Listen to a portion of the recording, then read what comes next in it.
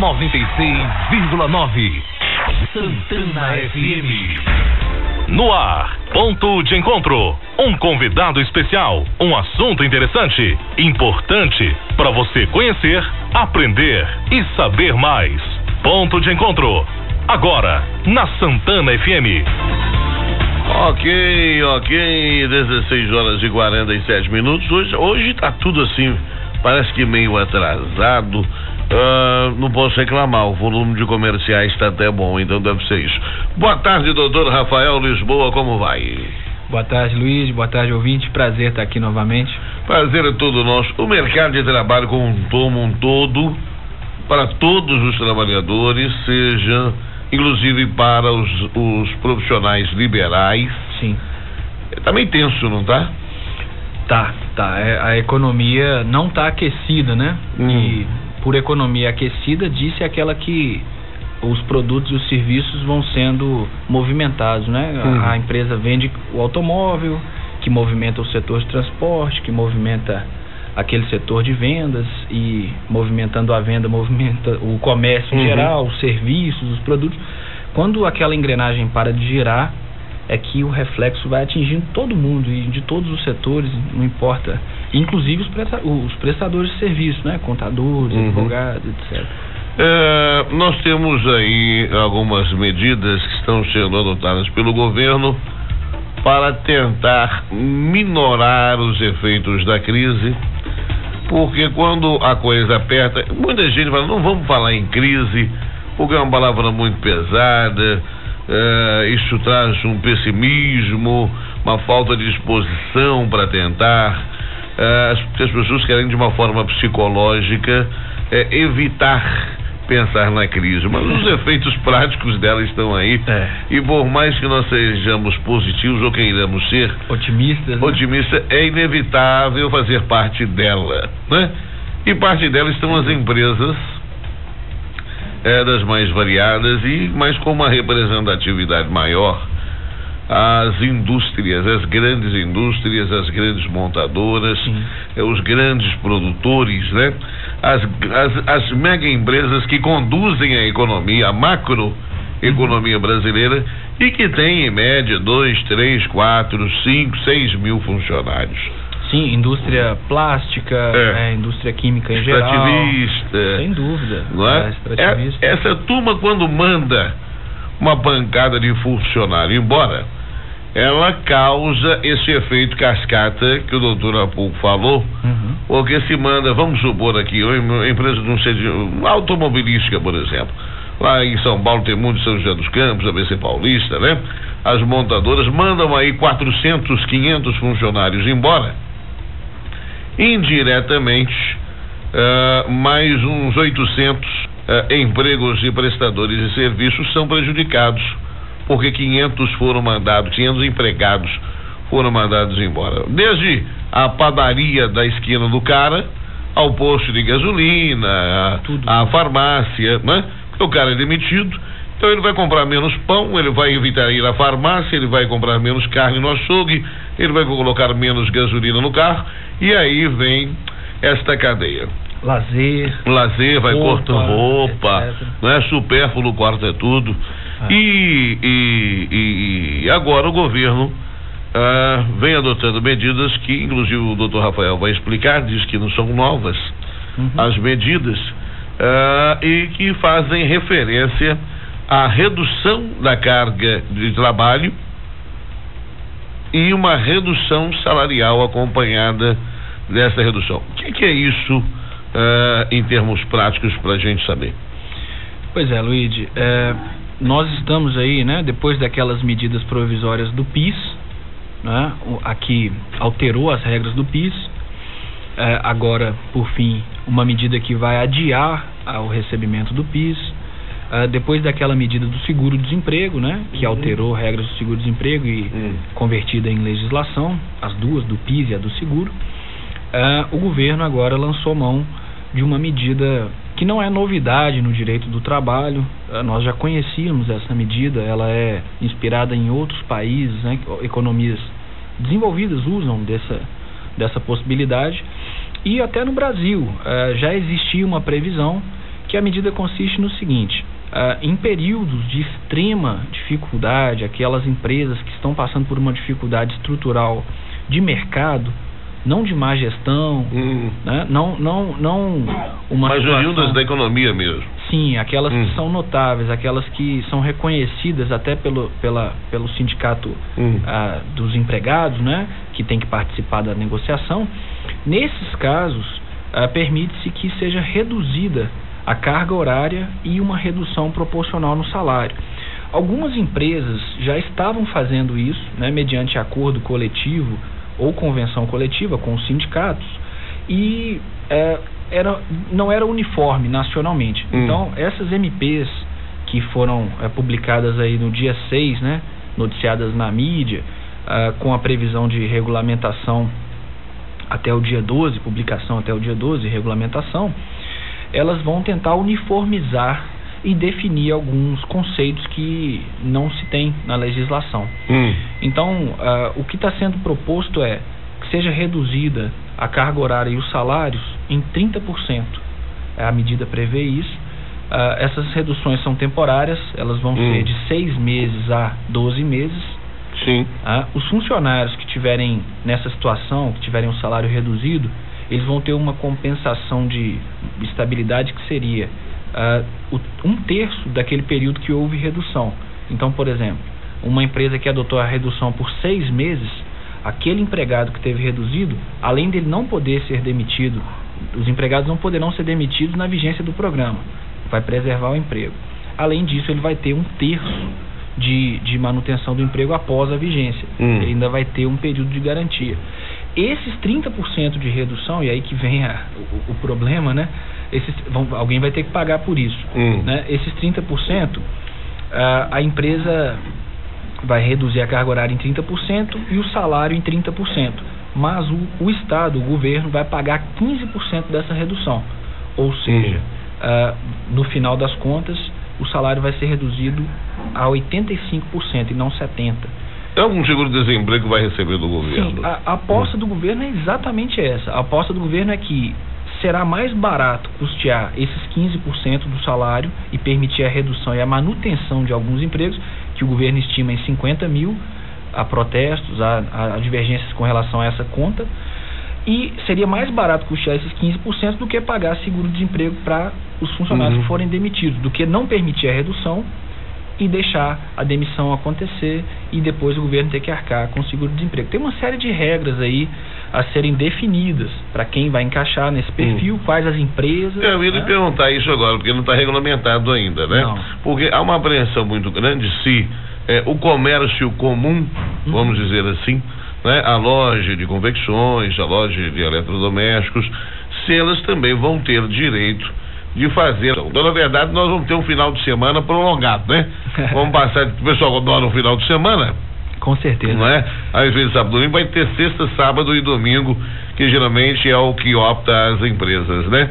Elas preferem a sexta, sábado e domingo.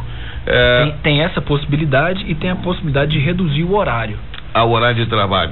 Tem as duas possibilidades realmente. Ou a de reduzir a quantidade de dias na semana, eu particularmente acho melhor para o empregado, porque ele aproveita melhor o dia letivo dele, ao invés de comparecer todos os dias trabalhando menos, mas há também a possibilidade de reduzir a carga horária.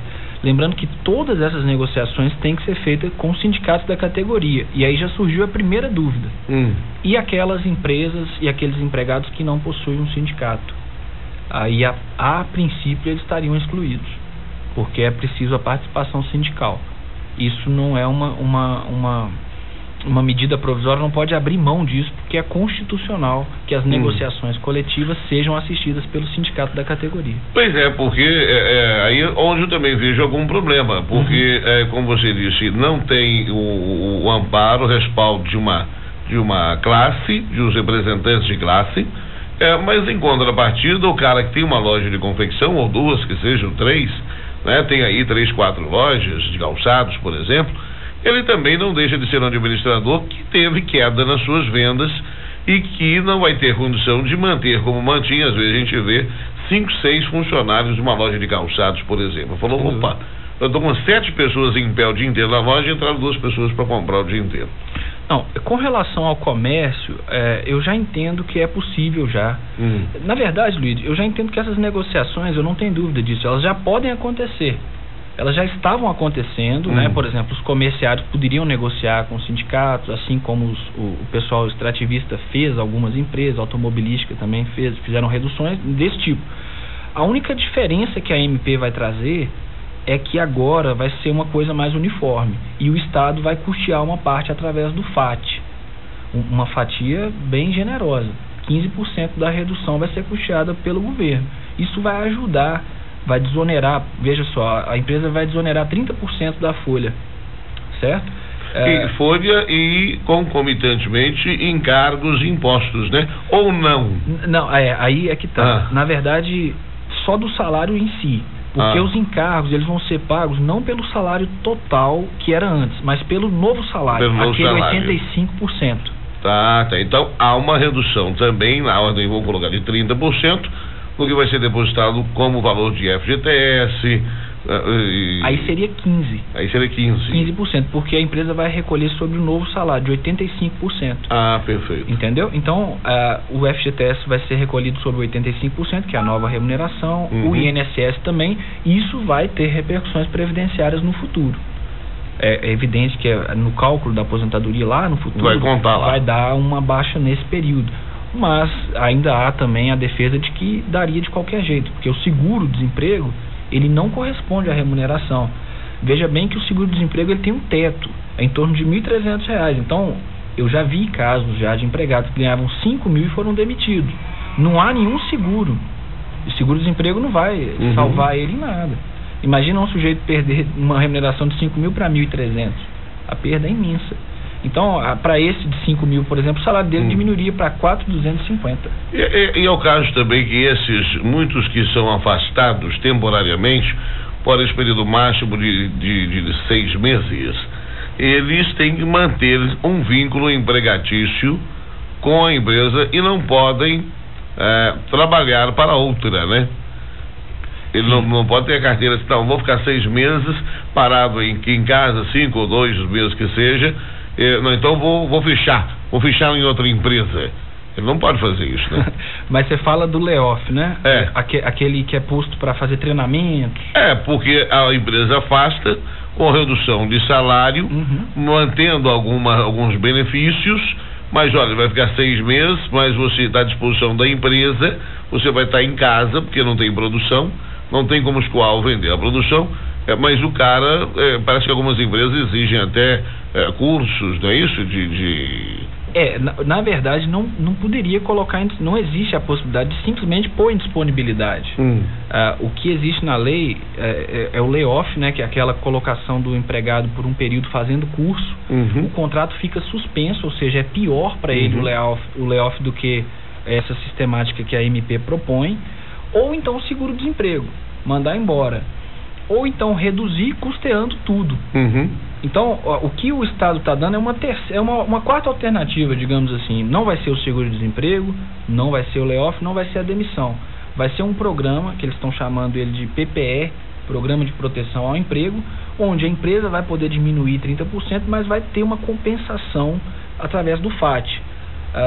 Mas, Luíde, há uma série de discussões com relação a isso, mas muitas mesmo. A primeira delas é se realmente isso vai proteger empregos. A segunda é se isso é mais barato do que o seguro-desemprego ou as medidas que as empresas já vinham adotando.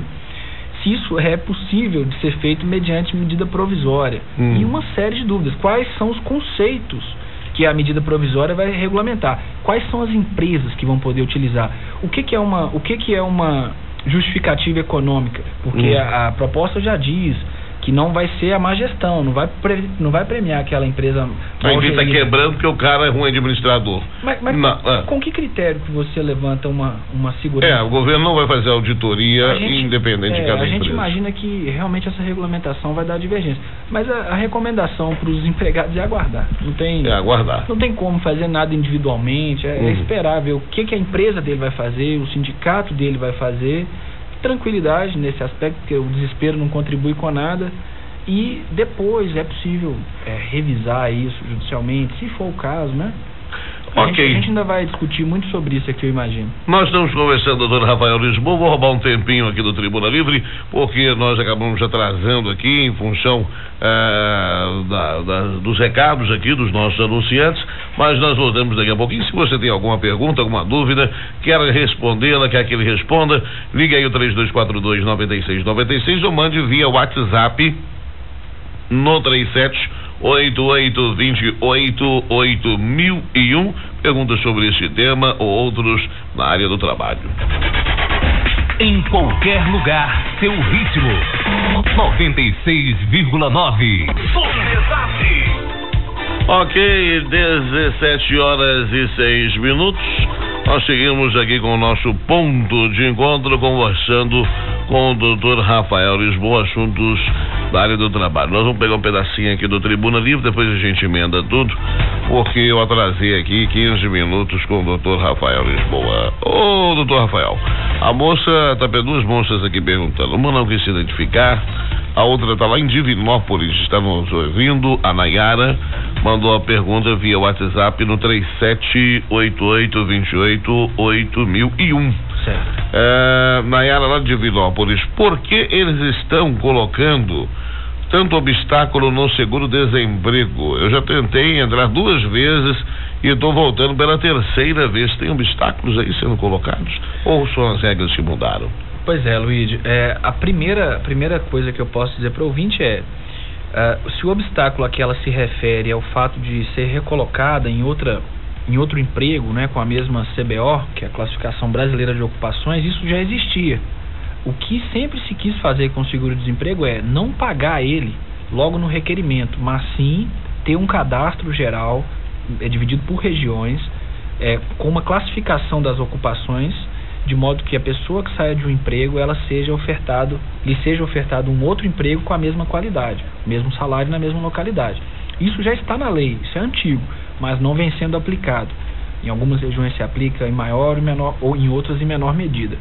No tempo que a gente está vivendo, eu imagino que não se deve ser essa a questão que a ouvinte está colocando, a dificuldade deles indicarem um outro serviço, até porque está difícil de ter esse segundo serviço.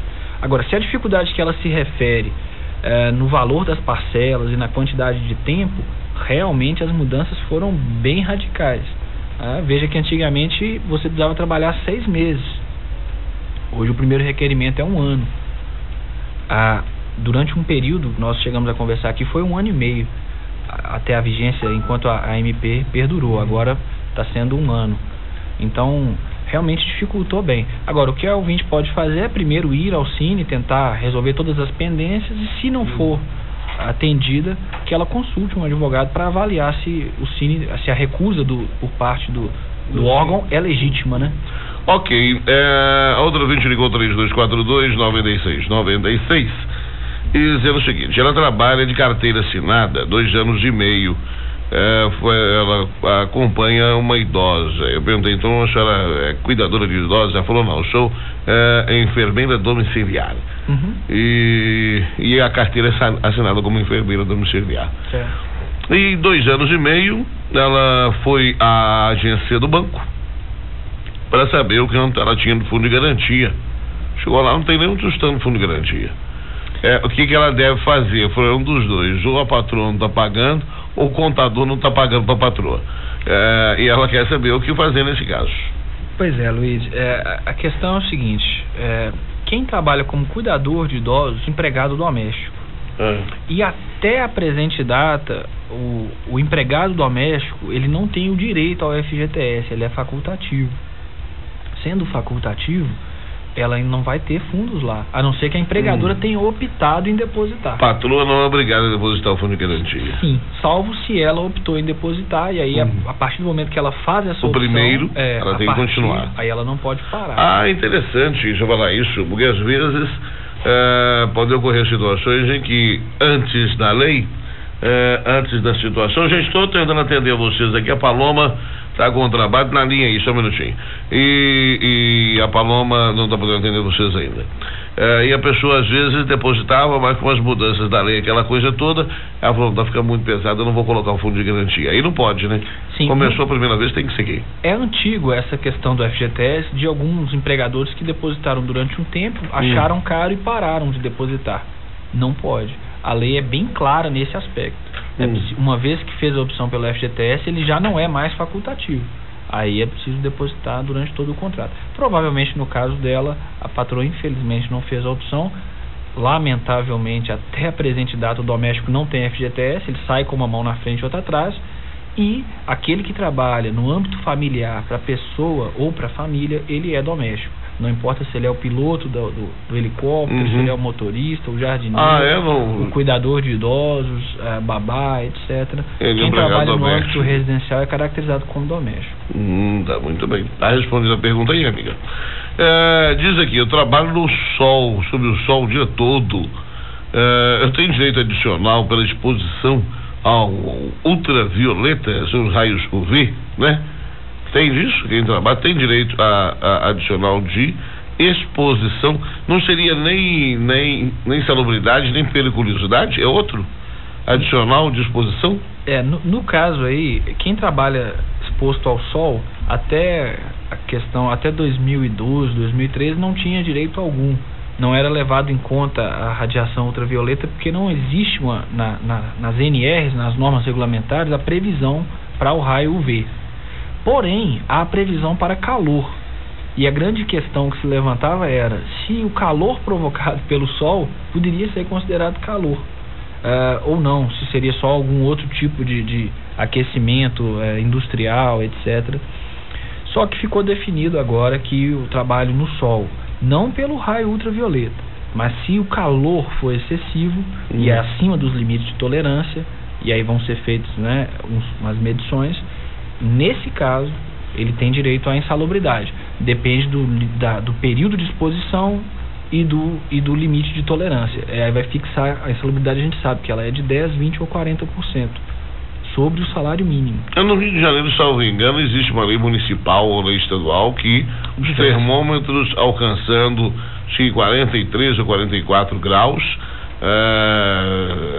transforma-se em ponto facultativo o restante do dia, para que as empresas liberem funcionários, escola liberem os alunos, para poder se hidratar, aquela coisa toda, escritório, executivo, todo mundo é liberado para poder se hidratar, porque a partir daí vai todo mundo para a praia, já corre direto para a praia para poder se refrescar, ou senão para tomar um chup no boteco mais próximo, não é? Eu faria isso. Não é? Bebo com moderação, hein? Olha, trabalho com vendas no consórcio, em um consórcio aqui de Itaúna. Quer falar, da Maria? Tá, joia. Trabalho com vendas em apenas consórcio, no comércio.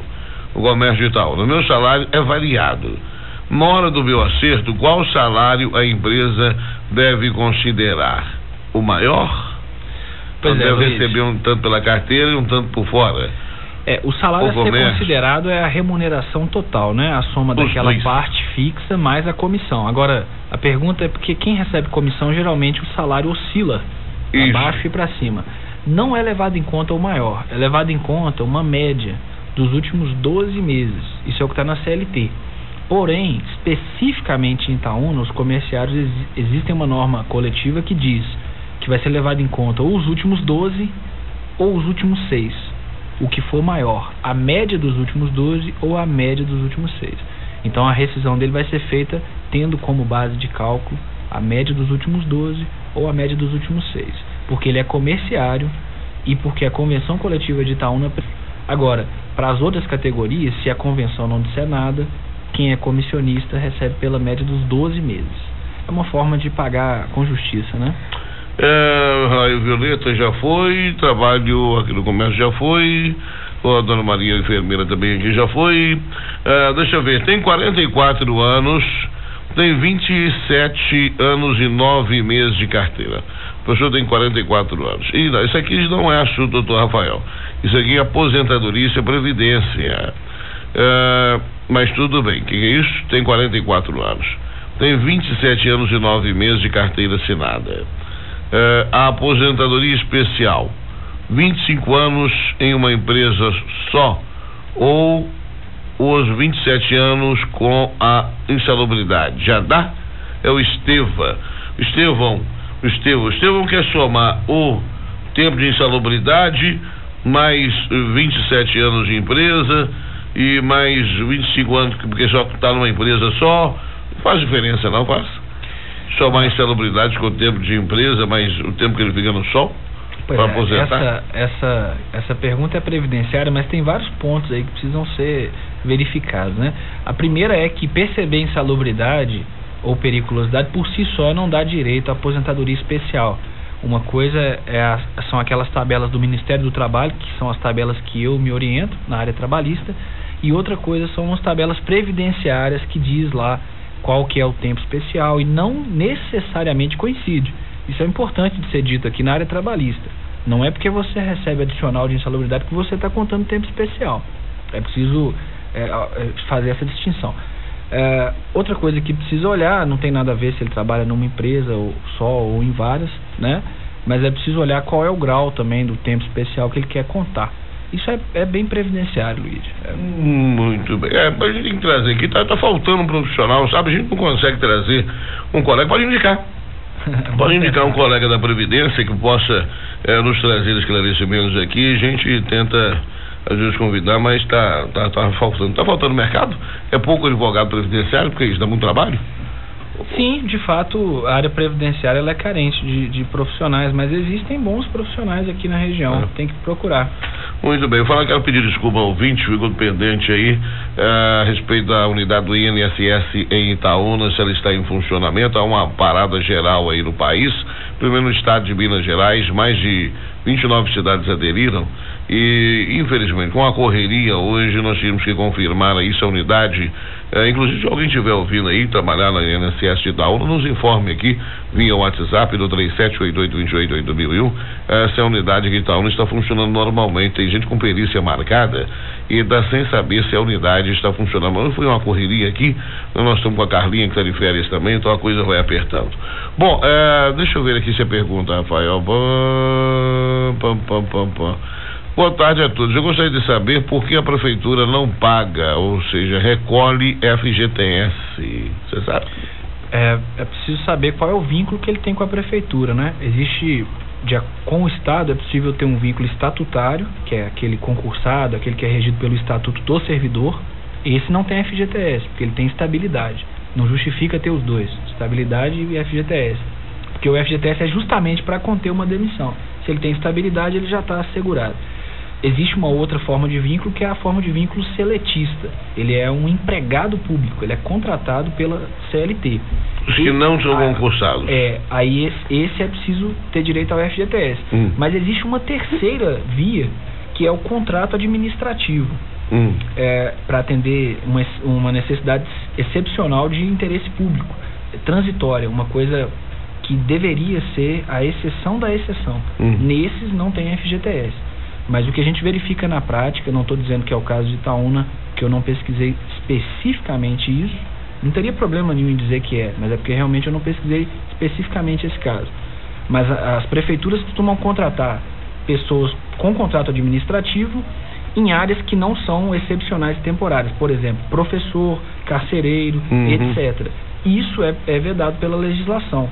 E nesse caso a pessoa tem que ir a juízo para receber, porque a prefeitura não paga, ela limita a pagar só o salário mensal como se fosse um contrato, mas na verdade ela não poderia fazer contrato em determinadas áreas. Então é preciso olhar com o ouvinte, ou com o ouvinte, qual é o caso dele.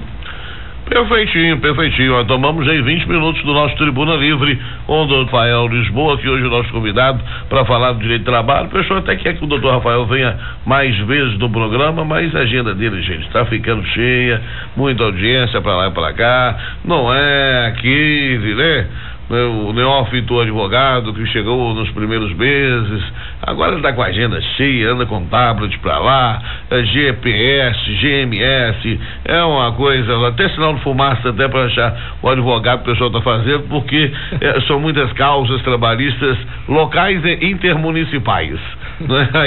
Aí cai aquela vela cuipa, aí ele se transforma, não é, no cantor de sucesso, que quando no início da sua carreira musical traz um CDzinho, bate, pede o apoio do radialista, depois ele faz sucesso, vai cantar em Hollywood, quer nem saber mais do locutor de rádio. Não, mas não vai ser assim não. Pra mim, eu gosto muito de vir à rádio aqui, é um prazer muito grande e eu fico muito feliz de estar aqui fazendo esse esclarecimento. Eu espero que a rádio me permita fazer isso aí por um longo tempo. Se a agenda permitir, doutor, a gente quer assim. Bom, Rafael Lisboa, antes era uma vez por semana, né? Agora de 15 dias. Então, dia 22 de julho, volta aí, doutor Rafael Lisboa, para falar conosco aqui no programa. Daqui a pouquinho tem Tribuna Livre, são 17h21. Fala, doutor. Luiz, se a regulamentação sair antes, e a gente pode conversar e marcar um programa. Para quarta-feira que vem.